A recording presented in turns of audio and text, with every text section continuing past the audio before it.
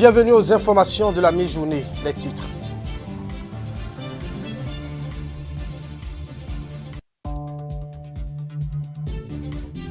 L'Union progressiste et le Bloc républicain sont pour l'heure les deux partis politiques qui sont entrés en possession de leur récépissé provisoire sur les 9 ayant affiché leur volonté à prendre part aux élections communales et municipales de mai 2020.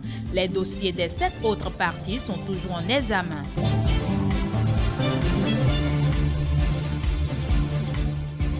Lancement ce mercredi de la plateforme de dématérialisation de la procédure d'obtention du permis de construire. C'était en présence des ministres de l'économie et des finances, du cadre de vie et du développement durable, du numérique et de la digitalisation.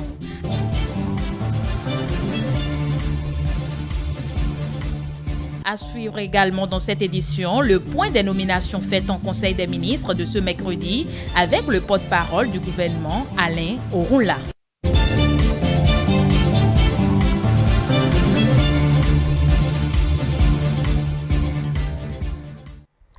Merci de nous préférer pour vous informer. Deux partis politiques sont déjà entrés en possession de leur récépissé provisoire ce jeudi 12 mars 2020. Il s'agit du Bloc républicain et de l'Union progressiste. Leurs dossiers de candidature ont été acceptés en attendant l'étude approfondie qui conduira à la délivrance des récépissés définitifs par la Commission électorale nationale autonome. À noter que les dossiers des 7 autres partis ayant franchi le seuil de la Sénat avant la clôture des dépôts de dossiers sont en étude. Isaac Adjé et Edouard Capot pour plus de précisions. La journée de ce 12 mars n'a pas été de tout repos pour Emmanuel Tiendo et son équipe. La vérification des premiers dossiers a permis à deux partis politiques d'avoir leur récépissé provisoire. C'est une grande satisfaction. Nous avons passé des semaines et des jours à préparer ce dossier de candidature à la Sénat. Je crois que ce récépissé provisoire que nous venons d'avoir, dans les heures à venir, nous allons le transformer en récépissé définitif qui permet donc à l'UP de participer aux élections communales. Nous avons juste quelques observations à corriger. Les observations en fait qui ne sont pas liées forcément à l'Union progressiste, mais liées à un système qui ne nous a pas permis d'avoir les récépissés en ce qui concerne les transferts, les pertes de cartes d'électeurs. Donc c'est à ce niveau que nous avons ces observations et je crois que nous avons 48 heures pour régler ça au sein de l'Union progressiste en attendant donc de revenir vers la Sénat pour rendre complet notre dossier. Très soulagé parce que c'est pas facile, c'est un parcours de combattants. Donc nous venons de faire ce parcours et sommes très soulagés. Je peux dire que nos dossiers sont nickel, bon, mais il reste quelques petits points qu'on va parfaire.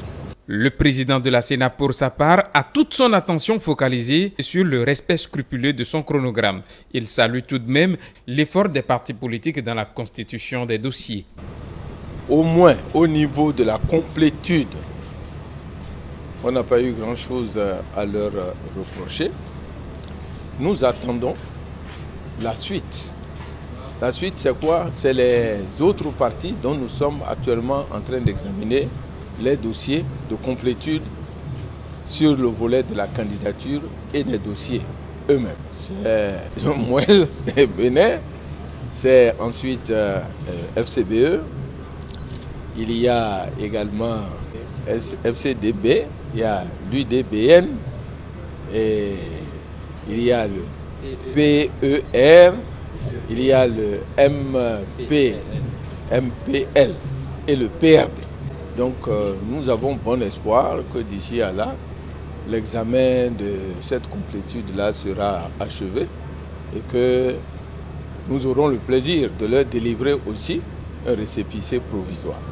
En attendant, le récépissé définitif qui n'interviendra qu'à l'issue de l'examen de validité et de conformité des pièces qui ont été présentées. Nous commençons pour ceux qui ont déjà franchi le cap du récépissé provisoire. Nous commençons à examiner la validité des pièces qu'ils ont présentées. Dans tous les cas, la loi nous dit que c'est dans 8 jours. Dans 8 jours, on aura tout fini et ils auront 3 jours pour essayer, comme on dit, d'arranger les pièces qui comportent des insuffisances. À la Commission électorale nationale autonome, les équipes travaillent à la chaîne afin de détecter la moindre erreur possible. On va retrouver à présent Mathieu Bokor. Il est en direct depuis la Commission électorale nationale autonome. Bonjour Mathieu Bokor.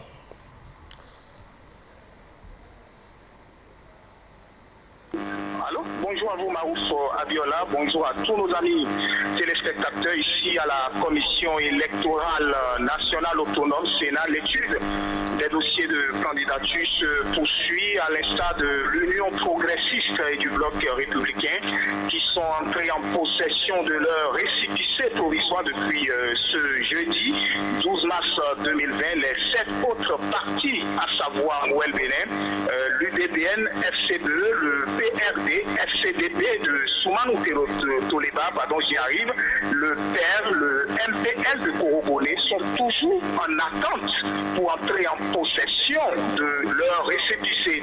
Et pour cause, les membres de la commission sont en plénière depuis ce matin pour examiner chaque dossier de ces 7 parties suscitées. Marouf, il faut tout de même notifier qu'aucun dossier n'est encore rejeté. Un motif qui donne espoir aux leaders de chaque parti en attente. En attendant, la suite à donner au FCBE, PFB, Mouel, Bénin et les autres. Une question majeure se pose. Quel parti pourrait succéder à l'Union progressiste et le Bloc républicain? Difficile de répondre à cette question car seule la Sénat est dans le secret des dieux. Marouf Abiola. Merci à vous Mathieu Bokor. On vous retrouve dans nos prochaines éditions. On poursuit cette édition. L'Union des professionnels des médias du Bénin, UPMB, a choisi ce jeudi 12 mars 2020 pour célébrer en différé la journée internationale des droits des femmes. Occasion pour les dames de cette coopération d'échanger sur l'égalité des droits dans le domaine. Mathieu Bokor, Prudence Koussouran. Elles, ce sont les femmes professionnelles des médias du Bénin. Elles se sont retrouvées pour réfléchir sur le thème qu'est le leadership féminin dans les médias au Bénin. Une causerie organisée par l'Union des professionnels des médias du Bénin dans le cadre de la Journée internationale de la femme. Nous ne célébrons pas la femme, mais nous réfléchissons sur les conditions de travail des femmes dans les médias.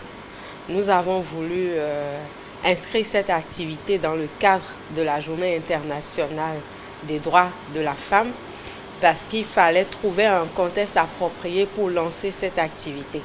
Au-delà de cette causerie débat sur la problématique du leadership féminin dans les médias, c'est le top que nous donnons à toute une série d'activités qui va suivre un programme que nous allons dénommer les rencontres des femmes des médias, où nous allons vraiment créer le cadre approprié pour permettre aux femmes des médias, toutes catégories confondues, parce que quand on parle des femmes des médias, elles interviennent dans plusieurs domaines dans le monde des médias.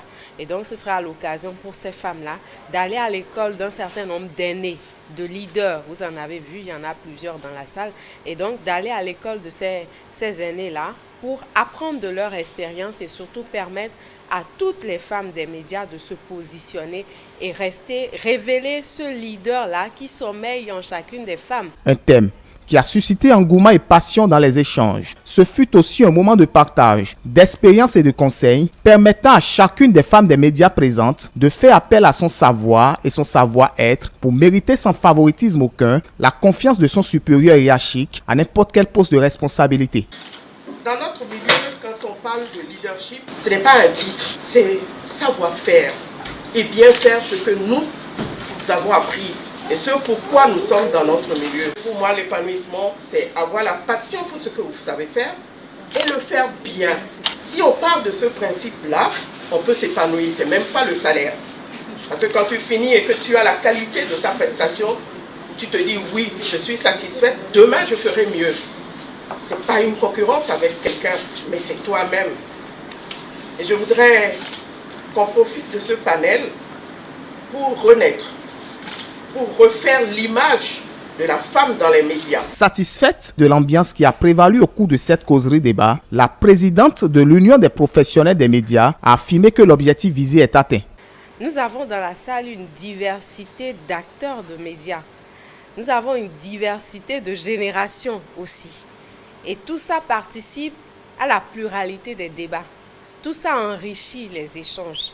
et nous permet vraiment de partir d'ici avec des propositions d'action et de stratégie pour améliorer ce programme que nous avons réservé pour le leadership des femmes.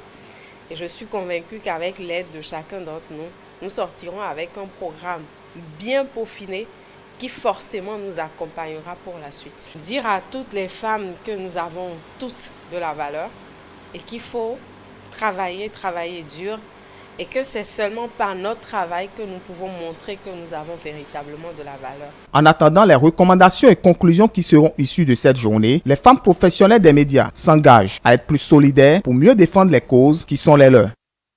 Dans le cadre de l'amélioration du climat des affaires au Bénin, la plateforme de dématérialisation de la procédure d'obtention du permis de construire est officiellement lancée. La cérémonie a eu lieu ce mercredi en présence des ministres de l'économie et des finances, du cadre de vie et du développement durable, du numérique et de la digitalisation. Mathilde Sabi, Semiati Soufou pour le compte rendu. Améliorer la qualité des services et le climat des affaires, c'est le souci du gouvernement béninois qui vient à travers cette rencontre lancer la plateforme de dématérialisation de la procédure d'obtention du permis de construire. 8 étapes sont requises pour la demande en ligne de cette plateforme. Il s'agit notamment de l'identification du demandeur par la création d'un compte, l'introduction de la demande de permis en ligne et la validation de la procédure. La dématérialisation a ceci de magique qui permet donc à nos concitoyens de pouvoir faire leurs différentes démarches administratives de partout dans le monde. Donc, concernant le permis de construire, cela permettra par exemple à des propriétaires qui ont une terre de 150 mètres carrés de pouvoir faire de leur canapé tout seul leur demande de permis de construire. Et pour les autres catégories B et C, de pouvoir utiliser un architecte qui, de partout dans le monde, sans forcément à devoir se déplacer vers une mairie, à pouvoir faire sa demande en ligne. Une fois que je me connecte, vous avez automatiquement la liste des pièces qui s'affichent en fonction donc, du type de demande que je veux faire. Et je suis donc tout à fait guidé au fur et à mesure. Pour l'obtention du permis de construire, la visite d'une commission des travaux est nécessaire. Cette commission est chargée d'établir un rapport qui permettra au demandeur d'introduire sa demande de permis en ligne. Cette commission, à son arrivée sur le terrain, établit un rapport pour voir si vous respectez les documents techniques produits lors de l'obtention du permis de construire. Si tous ces documents et les travaux respectent ces normes, je pense qu'à la fin des travaux, vous avez simplement à solliciter à la mairie votre certificat de conformité et dans un délai maximum de 12 jours, vous devez l'obtenir. Les différentes missions d'inspection, ils n'attendent pas la fin pour venir, pour vous dire que votre maison, votre habitat n'est pas conforme. Mais à chaque étape, ces missions viennent pour voir si ce que vous êtes en train de faire respecte les plans définis au début. Et à la fin de chaque mission d'inspection, il y a un rapport, il y a un PV que toutes les parties signent. Cette plateforme fait ainsi mettre fin aux tracasseries liées à l'obtention du permis de construire. En 14 jours, les propriétaires d'immeubles à Cotonou pourront obtenir cet acte administratif. Un dernier élément pour mettre fin à ce journal de la mi-journée. Les membres du gouvernement ont tenu ce mercredi 11 mars 2020 leur traditionnel conseil des ministres. Plusieurs nominations ont été prononcées au ministère de la Justice et de la Législation. Alain Roula, porte-parole du gouvernement, pour plus de précisions. Au ministère de la Justice et de la Législation, après avis du Conseil supérieur de la magistrature, à la chancellerie, directeur des affaires pénales et des grâces, Monsieur Seydou Boni Pegounou, directeur des affaires civiles et des sceaux, Monsieur Thomas Maouillon Dassi, directeur des services judiciaires, Monsieur Donatien Dossoubété. Dans les juridictions, Cour de répression des infractions économiques et du terrorisme, Chambre des appels, Président, Monsieur Édouard Syriac Dossa, conseillers cumulativement avec leurs fonctions actuelles, Madame et Messieurs Aubierge, Olivia Lucette Rumbo Ploka, Florentin Bodou, Achoseini Vulfran Georges Baguidi, Adamou Moussa, Choyon Richard Limoan, Jean da Silva, Angelos Vinawagbe Togbe. Chambre de jugement. Président, Monsieur Dossa Guillaume Lali. Assesseurs cumulativement avec leurs fonctions actuelles, Mesdames et Messieurs, Islamiata Alake Konirei Mustafa, Sename Geneviève Sou, Kwasi David Marie-Joachim Anani. Bienvenue Sou. Commission de l'instruction. Président, Monsieur Yaovi Rodolphe Auban Audrey Azo. Membres, Messieurs Évariste Florent Akounan et Itayo Freddy Joris Yeruinou. Tribunal de première instance, de première classe de Cotonou. 4e substitut du procureur de la République, Monsieur Aman Donald Regan Hunguet. Tribunal de première instance, de première classe de Porto-Novo. Premier substitut du procureur de la République, Monsieur Aniouvi Célestin Ponon. Deuxième substitut du procureur de la République, Monsieur Kodjo Raymond Godémet. Troisième substitut du procureur de la République, Monsieur Camille Aristide Fadé. Quatrième substitut du procureur de la République, Fifame Edwige Aklou Taïn. Tribunal de première instance, de deuxième classe d'Alada, juge du cabinet d'instruction et juge des mineurs, Monsieur Lié Norbert Dadjor. Tribunal de première instance, de deuxième classe de Pobet, président, Monsieur Jules Rogatien Gbedode Glagladji. Procureur de la République, Monsieur Dossa Justin Agassouno.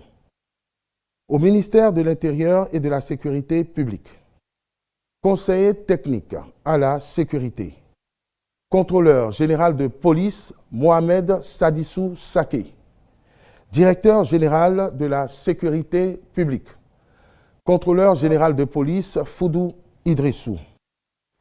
C'était le journal de la rédaction. Merci de l'avoir suivi. À bientôt.